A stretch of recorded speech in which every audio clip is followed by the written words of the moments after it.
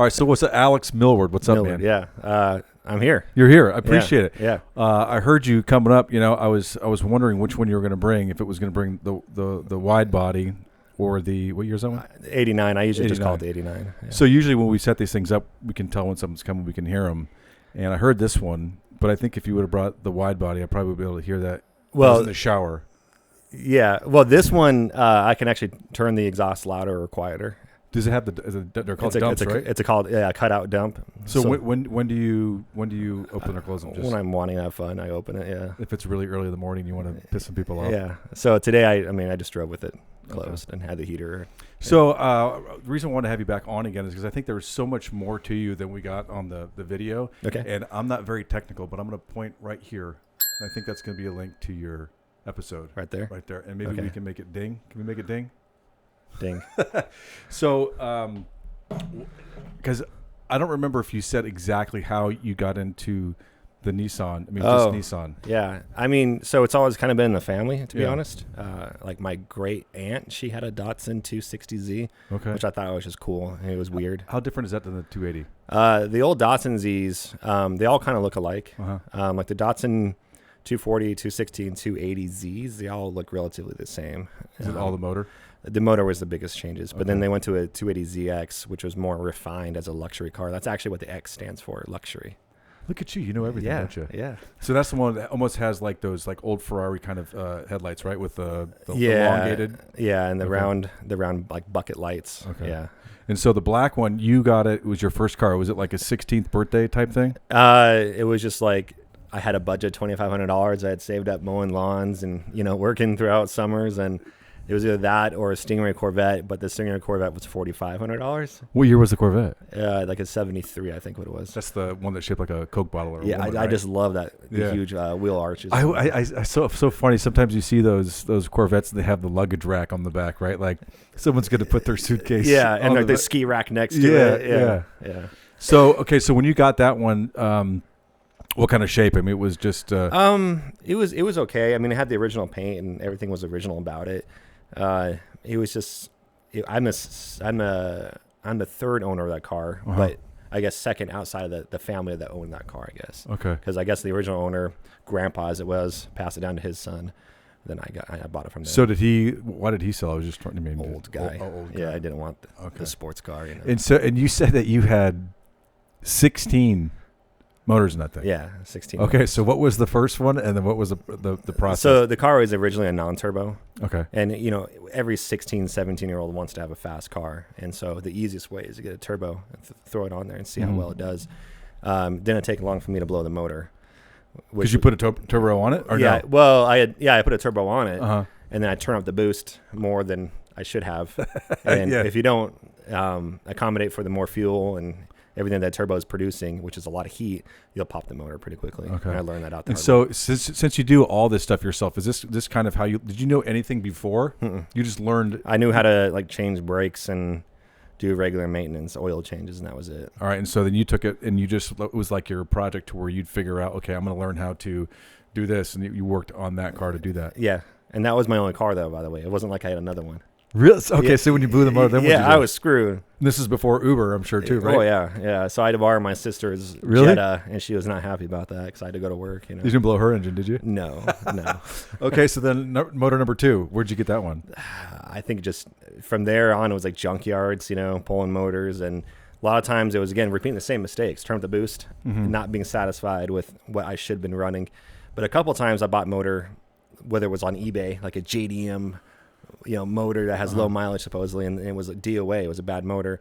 And other times I bought a motor from a junkyard and it was also bad. But you don't know until you put it in or until you tear it down and see if it's good. Did you always keep the same? Because it's was it 3.30? Yeah, it was a 3.0. You always got the 3.0 for the most part. I didn't do a 3.3 until like way later. Okay. Until I realized it was easier to find a 3.3. Because they stopped making the 3.0 in 95. Are those parts of the 3.0 and 3.3 universal? Like they're really similar, but the biggest difference is like the oil pump and how on the 3.3 the oil pump it has the pickup tube for the oil on the other side of the the girdle, if you will. So you have to accommodate a little bit of that, but otherwise it's pretty much all the same. And so the one you have in there now is the 3.3. Yeah. And how long have you had that one? That one I've had got rebuilt again in 2019. By you? No, I mean, I put it together It had to be machined. but all the machine work, Okay. yeah, professionally built, yeah. Okay, and so that one's, you say how much power is that one making? 838 wheel horsepower. Okay, Yeah. so that one's a fun one to drive. Yeah, that one's pretty fun. Okay. Yeah. And so so I want to get back to the wide body, right? So we kind of know that story again. If you would hit that link, you could see the story.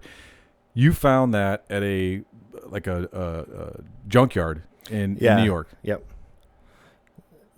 Yeah, so it was like a friend of a friend of a friend that owed me money. Like this guy owed me money, and he thought he could, get out of that debt by just letting me know that this car existed, which is I'm fine with that. You're fine with that. Yeah. So basically, it was like a friend of a friend's like uncle that had this car. It was at a collision shop that was trying to get restored, and the customer abandoned it because he didn't want to pay for the. Did he not know what he had? I think he did because the previous owner of the car was a Nissan employee from Nissan, California, before they moved out to Tennessee. And so when you got that one, I know the story how you took a long time to get there and Right. you wiped out and brought it back. So Right. how was your knowledge, I guess, of the Z when you got that one? I mean, did you have like this plan, like you knew you were going to get it, like, okay, I'm doing. Oh yeah. Okay. Yeah, like I already knew exactly what I was going to do when I got that car. You knew you were going to paint it that way. It was going to be a tribute car. It was going to have a VK56 twin turbo. It was going to be. I'm going to build the whole thing. It's exactly how I envision it to be. Exactly. Like no plan change except for the transmission plan change. Because you said the transmission is not Nissan. So it's a Tremec Magnum. Okay. A T56 Magnum, and those are typically seen in like aftermarket, like high performance builds, like for LS builds. Okay. Chevy. Now, some of the stuff is going to go way over my head. Now you were saying that when you're driving that thing, when it's manual, that the clutch is what? Is it sticky? It's a really stiff clutch. Okay. And it's like an on-off switch as well. So there's no so it's an unsprung hub, I think is what you're looking at. So there's no like feather in the clutch to do a soft engagement. It's on or off. So you have to know exactly where the clutch grabs and try to do the exchange of the gas, at the same time. So the first time you drove it, how was that? I killed it all the time. Did you really? Oh yeah, yeah. In fact, you can see this one in the videos of my dyno attempts where the car shudders because the clutch is just dancing so much, and it's just hard to drive. So now this may be a stupid question, but why did you go that route? For that clutch scenario? Yeah. So finding a clutch setup that would mate to a Nissan flywheel, but have the input splines of a GM, that's hard to, like, what are you going to do? How are you going to accommodate that? So I called like 5 different clutch makers to see what was the best way of doing this. And there's a company called Monster Clutches. They're really big in the LS world. They said they could make me the clutch for like $5,000. I'm like, well, that's ridiculous, right? Because clutches on high horsepower cars, they don't last long. Yeah. So if you're driving the right way, right? Well, I mean, even then, really, I mean, that's a lot of inertia and torque that's spinning against friction discs, and they're going to get worn out. It's inevitable, just like your brakes. It's inevitable they're going to wear out. And when we make more horsepower, it's inevitable that it's going to wear out even quicker. So you're not spending $5,000; something's going to wear out. Yeah, I mean, if that was my only choice, then sure. So I eventually contacted Exity, which is a huge clutch manufacturer, and they said they have this Hyper series, and they have a Hyper Builder series. It's really cool. So you select your flywheel, I chose a Nissan flywheel. Okay. And then you select your clutches, which is GM. No custom. There's nothing custom to be made. You just pick what the flywheel, you pick what clutches, and boom, you're good. That was it. Okay. So that was like $2,900. So it was like almost half the cost. Wow, that's interesting. Yeah, and so speaking of a lot of power, so I think before it's gone up recently, right? Because initially, what did you have it at? It was initially like 1,000 horsepower. Okay, and now you're at 1244. 1244. Yeah. Goals met. Yeah. So is there room? Is there more room? I'm sure, but I wouldn't feel comfortable because it's enough. It's enough, right? I mean, I would probably feel more comfortable if I had the block sleeved because it's still aluminum block. It's still not as strong as like an iron block. I know LSs are, depending on the LS you get, you can have sleeves that are thinner or thicker depending on which variation of the LS or LT or LQ that you get. So the VK, it's pretty thin sleeve to begin with. So unless I did aftermarket like Darton sleeves, which is a good aftermarket brand for sleeves, there's no way I would probably want to increase more boost. So where did the VK56 come from? Nissan Titan or Armada. So did you pull it out of something? Yeah. Can you buy you can buy a crate VK56, right? But, yeah, they're like $6,000 though, $5,000 or $6,000. It's just not worth it. I just go get one from a junkyard or, Yeah. And you, I love the part too that you said that it's twin turbo, right? Yeah. And you were the first person from Precision Turbo to get their symmetrical. Yeah. So they recently, during that, when I built the car, they had just released their symmetrical housings, or actually not just. I had been waiting for, I think, a year and a half for them to come out with it, and I was the first one to place the order for that turbo. So how was install since you were the first one? I mean, it's all relative, Yeah. but the tricky thing is on the reverse mirror turbo, it spins backwards. Because you got to think about the snail of the turbo, how one side has the outlet. When you do reverse, it needs to spin the opposite way. So when you set up your turbo, you have to clock it, which means you rotate the exhaust side and the cold side. You have to clock it in orientation of how you want it to have the exhaust enter and then how your charge wants to exit. But when you get to take it apart at some point. So at one point I had everything flipped. So you're not going to make any boost in that scenario. So, I mean, that was the only weirdness of it. So what kind of boost is that one making? At that 1244, it was at 28 pounds of 28 boost. pounds. Yeah. So what do you think, you don't know how much it weighs either, do you? No, my guesstimate's probably around 3,300 pounds. 3,300 pounds? That's my guesstimate. What do you think that thing would do like in a quarter? It'd probably do a solid 9, maybe 8. Okay. Yeah. Maybe 8, realistically. Maybe 8. Okay. Yeah. All right. Yeah. And with that build, I think you told me, don't you have like, what, 5 years in that thing? Is that what it is? Yeah. So I bought the car in 2016, really started it in 2017, and finished it in 21. Yeah. And so were these just nights and weekends, or did you kind of have like a scheduled plan? Like, okay, every Saturday I'm taking 2 hours, or it was just whenever you could. It was really like what part was ready to go, as far as the build. Yeah. And I hit like a stopping point because the body wasn't ready to move forward, right? So I spent months like fixing the body and getting it ready for paint, and then we had a vinyl wrap done. Is this? You didn't paint it before you chopped the roof to get the no cage in there, right? No, yeah. So you sawzalled that thing? Is that what you did? Yeah, I freaking sawzalled the roof off. Did you? To put a proper what you call a slick top hard roof on to get rid of the T-tops on it. And then, so it was a T-top car. Because it was a touch and feel car. They just took a production car off the assembly line and just put the body kit on it.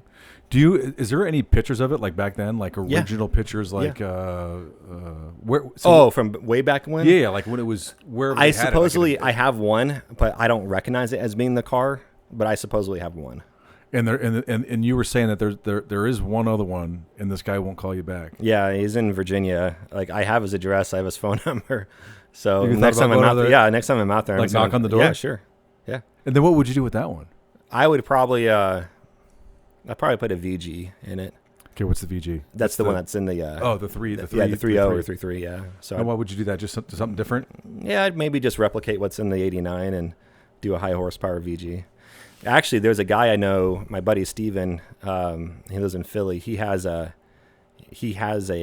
real, what you call an IMSA VG30, which is like the real race motor that they put in those cars. He has one. Could you get that? I think that we're having having about it. So. But you have to, if you can get the car. So could you put that into your 89 if you want to? Yeah. He actually bought 2 of the motors because he's like, he knows people.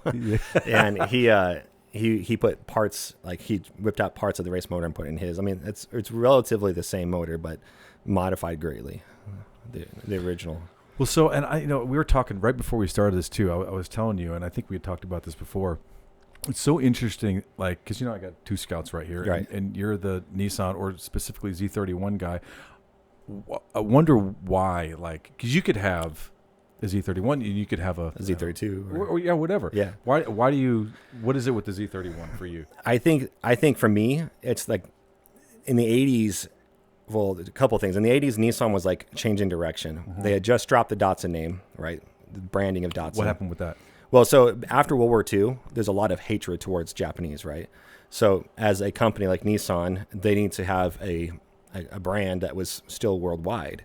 So that's where Datsun came around. Really? Was to satisfy the American need or any other allies, the Western allies.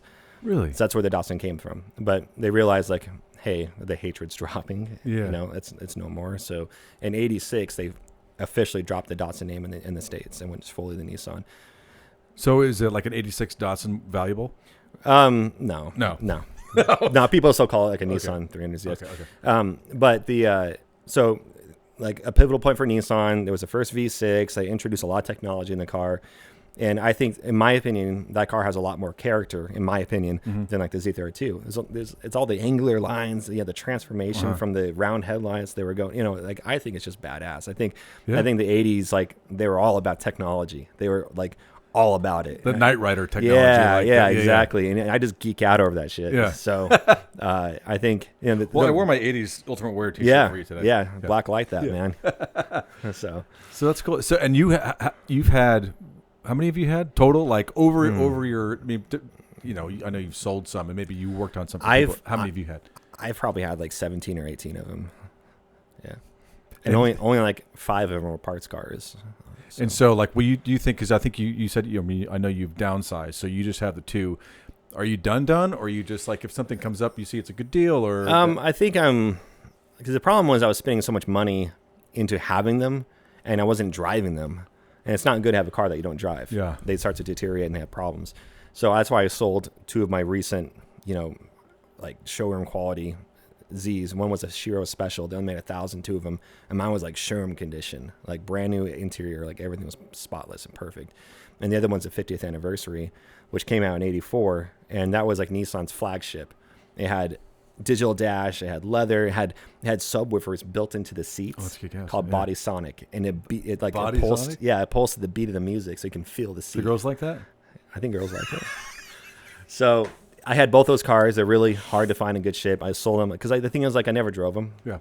And I don't know. I'd rather focus all of my attention car wise to my 2 high horsepower cars. And there's been a little bit of an update with the other Shiro, because you were building one for somebody. Yeah, what's going on there? So I was building it for Sun Kang. Yeah.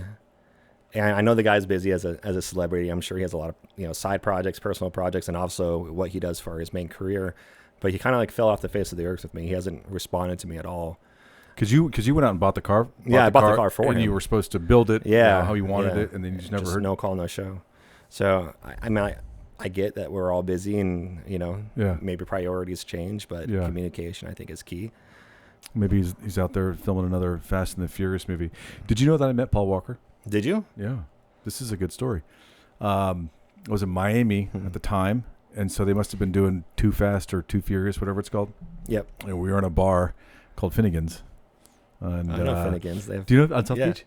Yeah. Well, there's a Finnegan's in Colorado too. Oh, okay. Yeah. And so we were there, and I was with my agent at the time. He's a big fan, and he was over. Paul Walker was over there, and the first one was great. I'm not sure about the second one, but he was geeking out, and I was like, "Go say hi, man." It's like just And so I went over there for him, and I said, "Hey, my buddy wants to have a shot with you or something." So they did a shot of tequila, but. That's pretty cool. Yeah.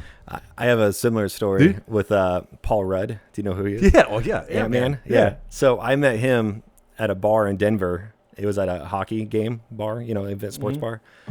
And I mean, this was when I was like 21, 22. And I didn't really, first off, I'm not a movie star geek. Like I don't like drop my skirt I don't really care. So I go, and everybody was like, "Hey, man, that's Paul Rudd," And at the time, Ant-Man hadn't come out. It was a 40-Year-Old Virgin or whatever. Oh, yeah. So I'm like, "Oh, okay." He's like, "Go talk to him." I'm like, "Okay." So I go up there. I'm like, "Hey, what's up, man?" I kind of get another beer, And Paul Rudd's like, "Do you want an autograph?" I'm like, "No, man, I'm cool." Do you want a what? An autograph. And I'm like, "No, man, I'm cool." No, I'm good. And his eyes were like, "What?" I'm like, "Hey, man, you're just here drinking beer, dude. I don't want to. I don't want to bother you." And I think he liked that. Yeah. That's funny. So I'll never forget that. It was pretty funny. So all right. So with this one, the black one, are you completely done with that, or? I think mechanically it's done. I would like to get another paint job on it because I think it looks good. It looks good from 15, 20 feet. There's a lot of imperfections. I had it repainted about 5 years ago in Colorado, and the guy totally screwed me over. Like he didn't tape off some of the trim properly. There's overspray. It looks like butt. Can you get like parts and stuff for that thing? No. I mean, that's why I'm pissed, because he painted over parts that you shouldn't be painting over. And so you got to use like a parts car. Yeah, I got to go find them parts, and I've been slowly finding. So nobody's making that stuff. You're a pretty handy guy. Why don't you do that? It's got to be a need, I just haven't seen enough need. There's enough parts cars out there that people are still able to get what they need. So if you wanted to get like a runner, like a '89 Z31 runner, that was decent shape, what's that going to run you? Like a non-turbo, like it's cosmetically good. Yeah. Like $3,000, maybe $4,000. Oh, really? Yeah. There's no like. I guess conditions everything. You know, if it was super low mileage, maybe $10,000, right? Okay.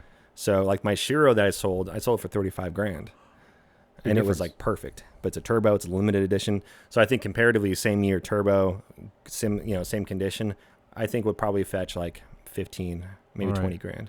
So how's the market for those? I mean, is it just kind of steady, or they? There was definitely a skyrocketing increase when all the used cars went like crazy. Yeah. You know, but I think it's kind of plateaued, and I think they're holding their value pretty good though. So I think if you find one that's in good shape, it'll sell relatively quickly. In about 30 days, it'll sell. Is that the one? Because I remember going to the beach with a buddy of mine in high school, and his mom had a maroon one. I think I told you, maroon exterior, maybe maroon interior. Yep. And the door would open, and it would say, Lights, your door is ajar. Your left door is ajar. Yeah. Your left door is ajar. Yeah. So both the 280ZX and the Z31, the 300ZX had that. It's called Bitchin' Betty. Bitchin' Betty? Yeah. Is that what it's called? Yeah. So yeah, they had that. So It's kind of annoying. It was super annoying. Yeah. So people and the Z31 was from 84 through 86, and they stopped it after 80, in 87. Okay, so walk me through this. Okay, so Z34 is 370Z. okay. What year was that? 370 is from 2008 or 9, depending on how you look at it. Is that the one like the little hatchback one? Well, they're all technically hatchbacks. Well, but right? you know, like the Jelly Bean kind of hatchback looking. So I think the Jelly Bean started in the 350Z, so 2003 up till 2008. Okay, yeah. And then the 370Zs, they look very close, same. You know, the two cars do. So what do you think of the new one? The new Z, I mean, I think it's, you know how like Ford with the Mustangs did the retro, like going back to the roots. Yeah. I think they did that with the Z. It looks good. I see a lot of different the genres of the Z all in this one Z. So I think they did a really good job. It's just not for me. Yeah. Right. It's just I don't think there's a lot of character in the car. Well, it's kind of like it's almost like an entry sports car too, right? I mean, because they're not that expensive, right? I mean, or are they? Kind of. I mean, 50, 60 grand. Are they really? Yeah, yeah. And the Nismos, I think, are gonna be like 75, 80 grand. Oh, damn, what kind of power are those things making? Like 400 horsepower. I mean, it's a fun car. Yeah. I'm sure it handles great. It's just for that kind of money, you can get a different car. Like, think about getting like, you know, that kind of money spent like on a Camaro SS or like a Z06 Evette. Well, I mean, everything is just so damn expensive. I mean, like, Yeah. you know, like an entry car Mustang or Camaro, you know, I mean, if you want a good one, yeah, you're paying for it. Yeah, you're going to pay for it. You know? So I guess you're right. I think it is a good entry level two-door, you know, coupe sports car. And what's that? It's like yellow. The only ones I've seen are like the yellows color. is what you call the proto. That's what they call it, the proto spec. Okay. Because that was like the color they advertised, and it was a nod towards the 240Z yellow that they had back in the days. Yeah. So they did 240 of those colors just but I've seen black ones. I've seen dark gray. Okay. You know. So back to the wide body, because I know you did all of that work yourself. Right. I'm trying because I know the turbos were a little off. Did you correct that? Because you said you were just gonna fix it. Yeah, I haven't corrected it. That's not a small fix, right? I mean, that's you have to pull the turbo off. You have to measure and cut the inlet from the hot side, which is your exhaust, and you have to cut the charge pipe area, which is the feed to the intake, and you have to cut the exhaust exiting the vehicle. So you have 3 areas that you have to adjust for. And so, and in most cases, for all this work, you can't just do it all in the engine bay. You have to pull things out, re-weld, put it back in, measure fitment, pull it out, re-weld. You know, it's a lot of work. So how many hours for a couple inches? I mean, I'd probably have to move like 2 inches, like yeah. that. But it'll probably take me, I don't know how many hours, but it'll probably take me 2 weeks to do it. But that's not doing it every day. Yeah, that's like poking at it. Yeah. You know, and maybe that's a bit of a stretch, but it's a lot of work. A lot of work. For a cosmetic. Does it bother you that much though? It does. It does bother you. It does. Yeah, because it's like the turbo inlet is so close to that throttle body. You know, the coupler, and it just looks like ass. You know. Well, I love that you drive it, because we were talking earlier. You said you were thinking about taking it over here, and you don't live close. No. But like you take it places. Oh yeah. I mean, you don't just stand in there and drink beer and look at it and wipe it down. Like, you drive it. Yeah, I drive it like as much as I can. Yeah. You know? So I live like an hour and a half away from you. Yeah. So I would have drove it today if had it just been a little warmer outside. So I drove my other Z instead. So it's you got a VIN. I mean, it's completely street legal, and it was always street legal from when the. Yeah, it was always street legal from it being a press car, because it was supposed to be driven between or transplanted, I guess. But yeah. That's awesome. Yeah. So And the color originally when you first got it was like a Statue of Liberty type of. That wasn't the original? That's actually a good description of it. The color. It wasn't originally that color. No, somebody. It had been painted like several different colors. As I started sanding through and fixing some of the issues, on the body, I saw obviously green. I saw yellow. I saw like a brick red. I saw black. I saw all the different colors. And I guess that was common that they would spray it different colors. I'm sure one of those colors is a primer, but they would, I guess, for different events or after the car was. So you think Nissan did that? Oh yeah, yeah. I think if they were doing like a sponsored event back in the 90s or 80s or whatever that required that car to be a different color for whoever was sponsoring it, I think they would change the color on it. And so with the body kit on that thing, did you do fiberglass work? Yeah, I do repair So some fiberglass. okay, so was it like where was the damage and how did you? Like the spoiler was missing a big chunk out of it. That thing doesn't have a spoiler, or does it? Yeah, it has a big like whale tail. Yeah. Was it on there? Yeah. Maybe I just didn't notice it. Okay. Yeah. All right. So you did all that fiberglass work too? Yeah. Yeah. Did you know how to do that? No. YouTube? I mean, I have these like Z31 go-kart bodies that are rare. Like so, and there's a go-kart style called parade carts. Is when you like go in a parade, you see these like I don't know, clown cars, like these tiny little cars, like and they're not like kiddie cars, but they're for adults. Yeah, they're for adults. So they made Z31 carts, and I bought a few of them. And I eventually reproduced the mold, but anyways, and every time I bought one, there was cracks in the fiberglass, so I learned how to do fiberglassing then, which helped me with this car, of course. But there was like areas of the fiberglass I had to completely cut out and redo because it was like so badly, just nasty. Yeah, you're a talented guy. Do they have any Scout ones? They probably do, to be honest. Oh, they don't make it. They're not new. No, the company that made them was called Action Products Incorporated, but they've long since been. So how would you just like Marketplace or something? How would you find Craigslist Marketplace? Just get lucky. Yeah. And then so then you did all the fiberglass work, and then so you was there door panels on there? You took all that stuff off too, right? Like you. Yeah, there was a full interior. And you just wanted to kind of because it's a tribute car, you want it to be just like it was, and that's what it was like. Right. Well, when they did the press car stuff, like they had a full interior. Like it was all about just the body. That's all it was. Oh, it was just the body. Yeah, they would just want to showcase the body. This is what a race car looks like. Yeah. And so with that, because they don't have that mold anymore. So if something were to ever I know people probably ask you if you ever track it or race it, and you don't want to. You don't want to break it, right? I'm not gonna be able to go on eBay and find a replacement. Yeah, because if something happens, I mean that's kind of done. It, really, right? Yeah, I mean I'd have to find someone more talented in fiberglass reconstruction. I mean I like to think I'm good at what I on a track, but I'm not like a professional. But was it fun? Because you just did that for the first time, I just did it. Yeah, a couple of weeks ago, like a month ago. It was fun. Like the problem with that track though is that it's a really technical track with a lot of elevation changes and a lot of cornering. But there was hardly any straightaways to open up the car, and that car is all horsepower. And yeah, it handles really well, but it's a heavy car and it has a lot of power to it. So it wasn't really fun, to be honest. It wasn't. So did, each lap, did you get more and more balls? Yeah, yeah. I opened up more and more. And you kind of got to where you were comfortable enough. I don't think I want to go. I never left third gear though. Really? Yeah, there was just enough room to open up. So the time I opened up all the way to third gear, I had to hit the brakes and slam on it to make a hairpin. So what do you think the difference would be if you were to ride that comfortably, where you're not worried about crashing it, and the black one? Which one do you think would perform better on that specific track? The black car. Really? All day long. All day long. Yeah. But Road Atlanta, which I have tracked the black car on, that's a track made for the white body for sure.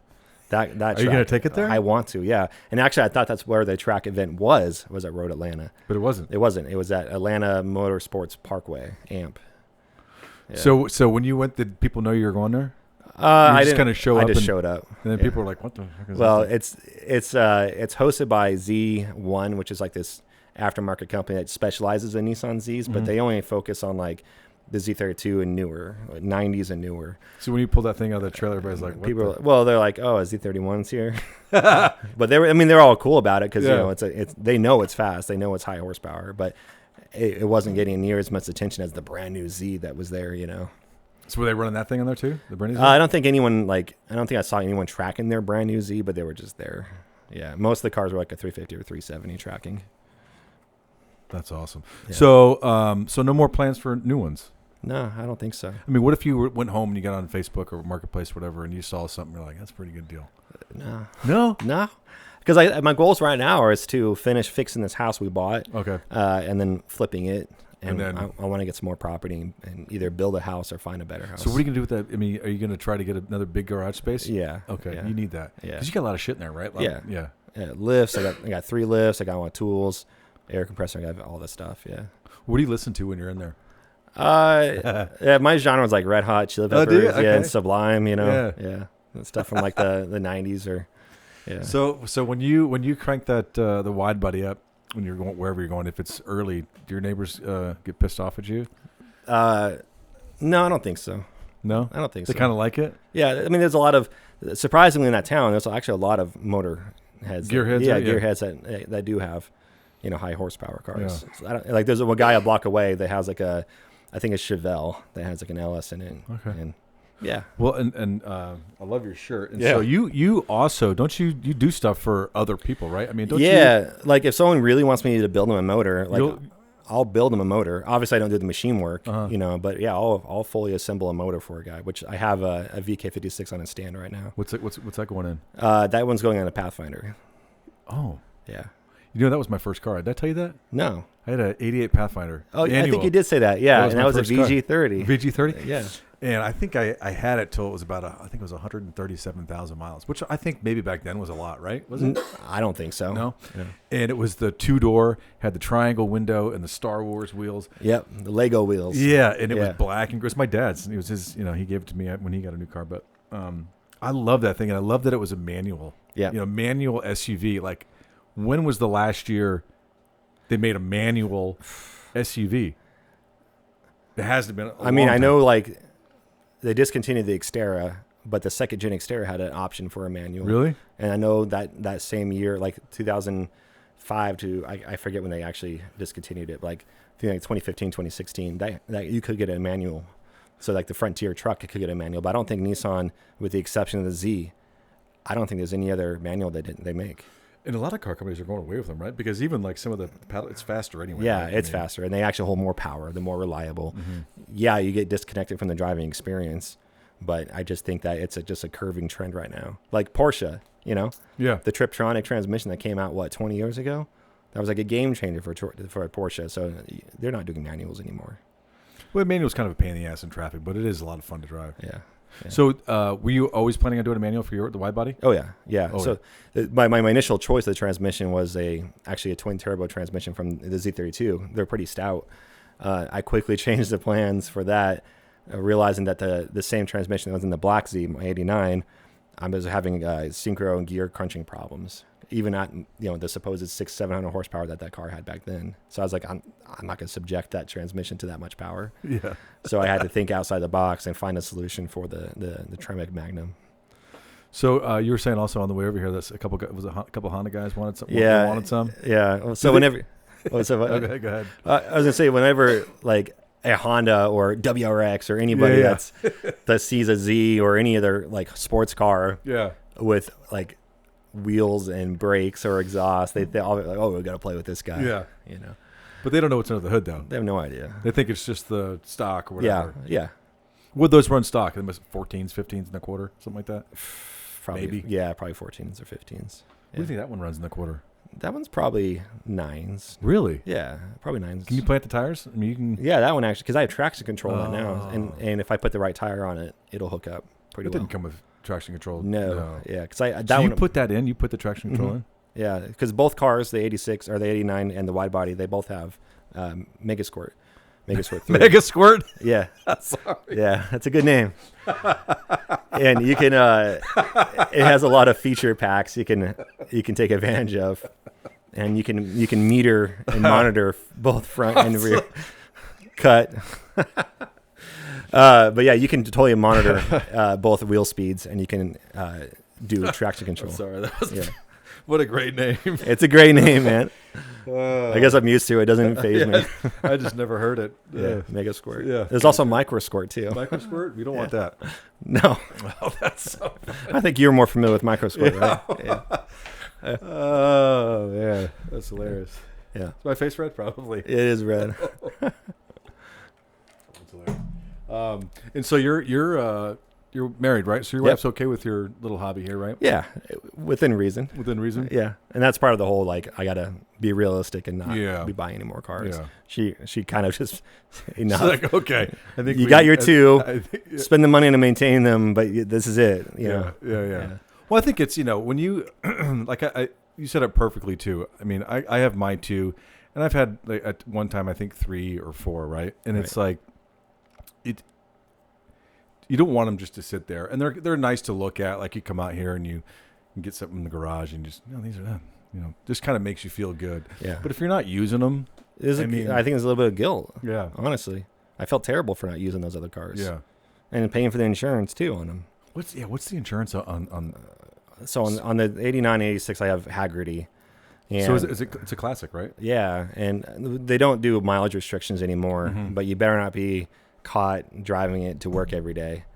So I pay roughly $2,000 a year. That's a lot. It's a lot, yeah. But like the Widebody has a $400,000 loss value. So if something was like, if it got stolen, if it got totaled, or something happened to a house burned down or something. Man, I had heard, or I don't know if someone told me. So when you, let's say, I would never want it to happen. Something happens to the Widebody, right? And Right. they total it. They give you the money, right? Right. But they keep the car. Like you don't get what's left. Like you can't take the motor out of it. I don't know how that would work. Like Because a buyback, I don't know. So when I have insurance on this one, and it would think it was Haggerty, and they say, okay, it's X amount, and if you total it, you get this much money, right? But for this much more a month, you have the right to buy it back or get it back from them, because they take it. If they wreck it, they give you the money, and they take it and sell it to whoever, and they can take the motor. I don't know. I'm pretty sure if that's an option, I'm pretty sure I'm. You're paying pretty for sure it. I'm pretty sure I you're am. paying for it. Yeah. Maybe that's why it's $2,000 a year. So then, how much is the Widebody? As far as the loss value, or like so. I mean, the policy itself. So what is it a year? Is it the same as the black one? Well, that's $2,000 for the both of them. Yeah. Okay, all Yeah, right, yeah. all right. Because I think mine are like the two of them. Maybe it's $1,000 a year, or a little less. Yeah. Which they ask you, and which I didn't realize. It doesn't matter how much you drive mileage wise. They Right. just want to know. Yeah. For whatever reason. And I tell them 500 miles a year, which is actually probably realistic. 500 each. Yeah. So, and you got your daily. You got the dually, right? Yeah. I just bought a brand new 24 Chevy. You like that? How come you didn't get the Nissan? I had a Nissan Titan. Yeah, but how come you didn't get you didn't? No, they discontinued the diesel and the Titan. They did? The Cummins? Yeah, they discontinued it because there was not enough sales. How could they compete against Ford and Chevy and Ram, Well, it's a different Cummins too, right? It's not. Yeah, the same it was as like the this Ram. one-off Cummins. I mean, I think they use that Cummins like in military vehicles, but even then, it's not the same variation. But Cummins, I guess in that motor, they're having crankshaft snapping issues, and my warranty was like expiring on that So you're truck. like, I'm done. Like, I mean, think about that. What happens if you're on a road trip with your family in the middle of Texas and the motor snaps on you? You're You're screwed. You're in trouble. And the cost of that motor, a new motor, is $20,000. Is it really? My cost is like $18,500. So it's like, holy shit, that's so much money. Yeah. So I couldn't get behind that. Did you have to put DEF in that one? I did a delete. Okay.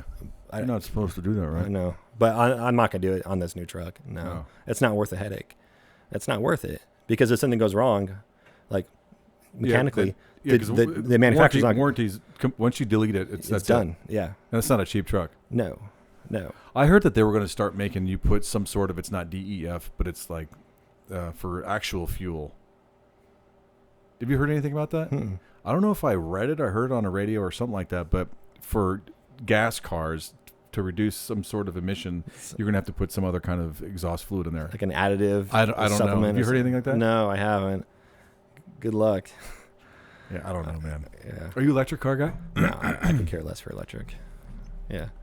Would you ever buy one? No. I mean, if I was given one, I'd sell it. You'd sell it. Yeah, because and I know I have a friend who like works at Rivian, so I gotta be careful how I say this. Those Rivians look just like a Scout. I gotta tell you. Yeah, go ahead. they look good, and he has that new Rivian truck. Okay. But my problem with electric is range. Obviously, like I can't. I go on road trips a lot, so I don't want to be limited on how I get there and how I have to recharge it. But not to cause a political debate. Yeah. But for the amount of money it takes to recharge a car, I think is relative to the cost of gasoline. Yeah. Because you think about all the downstream processes for electricity, where does it come from? And then also the whole like battery disposal. Like that's not good for the environment. And I think if, because batteries wear out, right? So I think when you replace them, they're not cheap. They're not cheap, but the cost of manufacturing a battery, like I think we look at like physics, like Newton's laws of physics. It's like the thermodynamics, right? Like it costs money and it costs a lot of energy to make something move forward, right? I think right now with EV cars, I don't think they're that far ahead, or if any, to be that much of a suitable replacement to be more efficient than gas. I think it's all relative.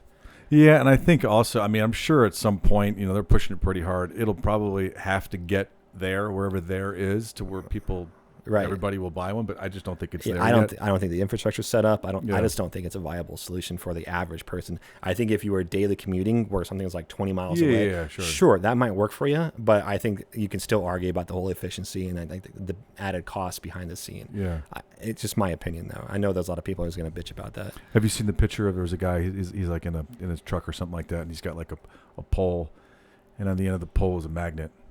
And he's like, there's like a metal plate in the front. It's like, tell me why this won't work. That was so funny. Yeah. Like it seems like it would make sense, but I've seen people like, why don't you just put an alternator at each wheel to regenerate your, I'm like, that's not how it works, man. Again, going back to, thermal, dynamics, you can't, it takes energy to make energy. Yeah. Like you can't.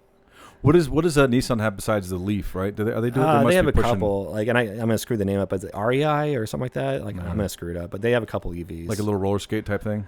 Yeah. The Leaf is probably the first one, but they came out with one a little larger, actually. Okay. Bigger than Leaf. REI or RV. I can't pronounce it. Yeah. So you're just not going to get one anytime soon. It's not for me, man. It's not for me. Everybody I've had on here I talked to, they're just not ready for it. And like I've said before, is like, my mom would probably get one, or but it's the range. I think for me, that's the killer. And and unless you have like a fast charger, like it can take a day or two to fully charge. Is that what it is, really? Yeah, on a 110. So how much? Like if you take like a Tesla or whatever, and you go to like one of those chargers and you plug it in, let's say it takes 20 minutes. How much does it cost to do that, cost wise? Do you know? It costs more than to fill up with gas. Does it really? Yeah, especially in California. Oh yeah. Yeah. Yeah. Yep. And you don't even get unless I know Nissan, they have these free chargers in the front of the facility. I think it's like two or three chargers. They allow you. It's free? I think they're free. Don't quote me there. I think it's free. So and Nissan's in Nashville too, right? Yeah. Is it? It's not there. It's just there. Is it Nissan USA? Yeah, that's their USA headquarters. It's in the Cool Springs, south of Brentwood. That's awesome. Yeah. And this is now where do you ever go? Have you been to Japan? Never been to Japan. Oh, okay. Yeah, I want to go, of course. I bet you would. Yeah, but having kids and how do you put kids in a suitcase and put them under this plane? It's just really expensive when you have to think about traveling with kids. So what would you say besides yours is the rarest Nissan there is? Like if you saw, like you'd want to go see it, like you've heard about it, like a Z31 or just in general. In general, so in the Z world, I think the 240Z era, there's the 432Z. And just featured a completely different motor. They only made like a small handful of them. They're like stupid rare. Okay. And they fetch like a ton of money. Like I think my buddy Mike Rogers, I think he sold his that he got from England. Like he found his out in England. And they're like, was it a right-hand drive? No, left-hand drive. Like they just happened to be over there, and he didn't care. He wanted one. I can't remember what he paid for his. I think he sold it for like $250,000. Really? Yeah. They're just, some of them are like stupid rare. But you'd say yours is probably up there, right? I think the Widebody. I think if I was to sell it, which if anyone wants to buy it, they can buy it. Just you heard that. Pony up. So it is technically everything's for sale. Everything's for sale. Everything's for sale, man. Like when you die, you can't take it with you. You can drive it into the grave. Yeah, I guess. Or not drive it, be pushed into the grave. I think the cost to buy that car for me would just be $300,000 if you want to buy it. Well, there you go. Yeah, $300,000. That would do it. I think so. Yeah, I think my wife would be mad if I didn't take it. If you didn't take it. Yeah. So, but no, I'm not actively trying to sell. Yeah. So that's not a forever car, but the black one's a forever car. That's my car. That's what everyone knows me for, is a Black Z. And they got to know you for the wide body. Of course they do. But I've had the black car for like 22, 23 years now. The black one. That's amazing. Yeah. So the wide body. So it's technically for sale. It's maybe I could mortgage my house and. You gotta know how to work on it, though. Yeah, that's true. I know you. Yeah. I charge $300,000 an hour. That's awesome, man. Yeah. Well, anything else? Just living the dream, man. Living the dream. Yeah. Just doing motor stuff, Yeah. Yeah. Just try not to wreck them, try not to break them. Have fun with them. I think the biggest thing recently for me is just waking up and realizing, like, holy shit, both these cars run. They don't leak anything. Yeah. The Black Sea has working AC and cruise control, which is like phenomenal with a car that has over 800 horsepower. Yeah. And the fact is that they just, they start. They don't you don't blip the key and they're running, but they start and they run just fine. For me, that's odd because usually these cars have issues. Something's going on. And the fact is I can jump in any one of these cars and just drive and not have any issues for hours and come back home and like, holy shit, nothing happened. Yeah. Yeah. So one day, like a goal of mine is to take either the black car or the wide body and try to drive to Atlanta with it and drive it back. Like it's only 4 hours away from where I live. Just to do it. Just to say I can take it to another state and come back. That would probably be a pretty comfortable ride in the black one. What about the wide body? 4 hours? No. I mean, painkillers maybe, right? I don't remember. Does it have roll-up windows? I mean, it has windows, yeah. But they're not. They're just... No, they're electric. Oh, they're electric. But I stuffed a little, yeah. But what's the point, though? Because it gets so damn hot in there. Yeah. You got to have the windows cracked at all times. At all times. Yeah, at all times. There's no fumes in there. Yeah. What did I get sprayed with again? You were when we were riding it. When we hit boost. Yeah. Yeah, methanol. Okay. Yeah. Even though it's like on the right sprayer nozzle and the right just solenoids, everything. I mean, it's there to cool the charge. Yeah. So sometimes you feel it hitting back. I was like, did I just get pissed off by like a bird? Yeah. Or Well, the something? exhaust is like right to the side of your door, so it's gonna do like a tumble and come back in sometimes. Yeah. It's funny. That was awesome. Yeah. So what else about that car do you think is really, really special? I mean, I think in general it's a very special car. I mean, like, I think the fact that I kept that intake that's on there now, the VK45 intake, which has like, inside of this intake, it has individual throttle bodies inside of it, 8 of them, right? And they all have a velocity stacks from factory. And it's called a variable valve intake, which means at a certain RPM threshold, the valves will switch from long runner to short runner. It's this cool technology that Nissan was doing. And I wanted that intake. I could have made like a sheet metal box intake to maybe even have more hood clearance. I didn't have to make the crazy cowl, but articulating some of the intake advantages and tuning, like you're going to come out like a better head with tuning. And I saw roughly a 70 horsepower gain just by choosing that intake. How did you learn all this stuff, man? Because honestly, like a lot of this shit's going over my head. But. Well, I had to, like this intake, I blew my mind that it even existed in the first place. It's not aftermarket. It's a Nissan intake. But understanding like what are long runners, what are short runners, like I had to read into LS territory to find these things out and trying to. So you did a ton of research. Yeah, I mean, yeah. And then I actually realizing those changes on a dyno and seeing it on a dyno graph, that's huge. And it felt good, I bet. Oh yeah, like it's rewarding because a lot of people talk shit about that intake. Yeah. Because it's too tall. Yeah, it looks ridiculous. I'm like, there's an advantage to it, guys. There's an advantage. So there's a ton of forums, I'm sure, that you get into, and I mean, so do you write in those things? You just read, help people out. I mean, I'm there to help people. Yeah. I'll make posts about a technical document. I'll make stuff, but only when I know 100% my facts are correct and there's no arguing. Yeah, because I don't want to have like a gray area where people are gonna correct me and make me look foolish. Yeah. So, but yeah, I'll chime in and help people out.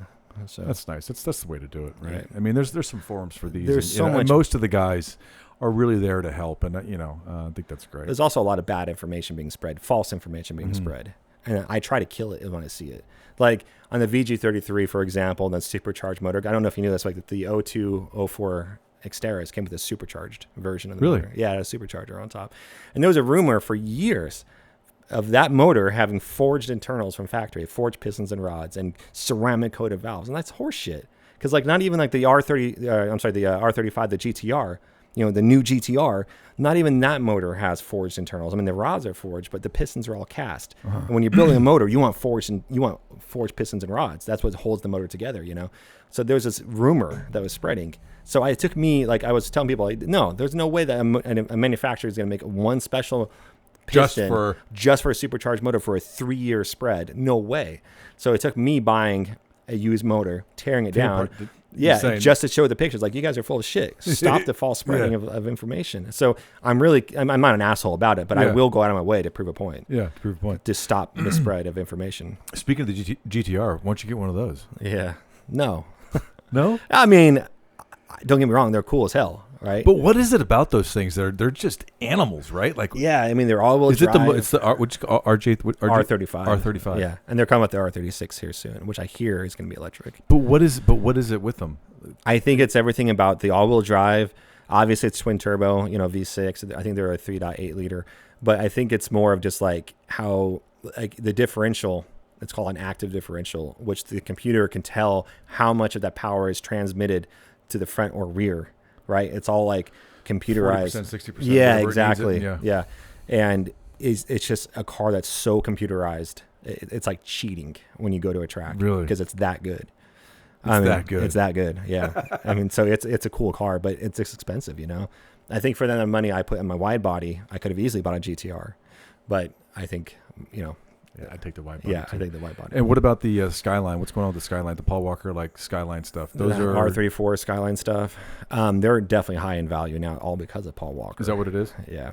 Yeah. So now I think that we're at the point of age now where you can import an R34, but I think you're a minimum spending like $50,000 to $80,000 for a bare bones version. So what's so special besides that they don't make them here, right? No, yeah, they're not available. I mean, they're an RB26 twin turbo.